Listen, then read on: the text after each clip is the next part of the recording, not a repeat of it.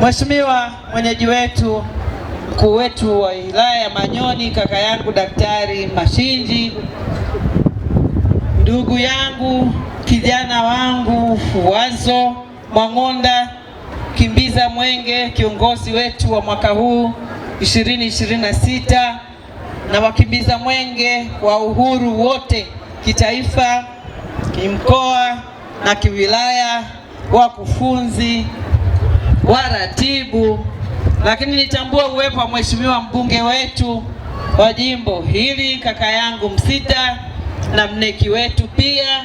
Nitambue uwepo wa kamati ya usalama, mheshimiwa mwenyekiti wa halmashauri na waheshimiwa madiwani, mkurugenzi na wakuu wa idara na vitengo na watendaji wote na wananchi.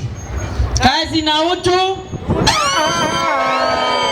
Mimi langu ni shukurani, ndugu zangu.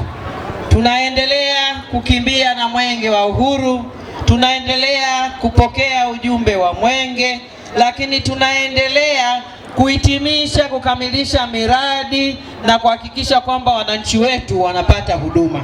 Kwa hiyo sote kupitia mbio hizi mnaona faida za mwenge, lakini mnaona faida ya waasisi wa nchi hii tukiongozwa na hayati baba wa taifa Mwalimu Julius Kambarage Nyerere.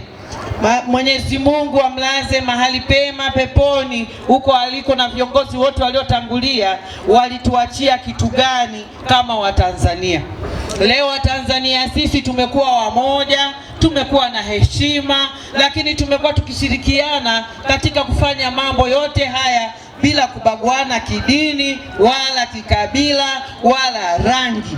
Kwa hiyo sisi kwetu ni shukurani, lakini kuwaombea ndugu zetu vijana wazalendo hawa, kazi yao hii wahitimishe salama. Si kazi ndogo, ni kazi kubwa, lakini Mwenyezi Mungu awasimamie. Kwa hiyo mimi langu wanangu ni hilo, tutakutana kwenye mkesha. Lakini nikasema kupitia Itigi leo tumsalimie tena Dr. Samia. Tumsalimie kwa sababu tunasema mwenge unaleta matumaini pale ambapo yamepotea. Unatuletea mwanga Itigi. Ndugu kiongozi wa mbio za mwenge walikuwa na kilio cha muda mrefu, fidia ya maeneo ambayo tunaenda kujenga reli yetu SGR.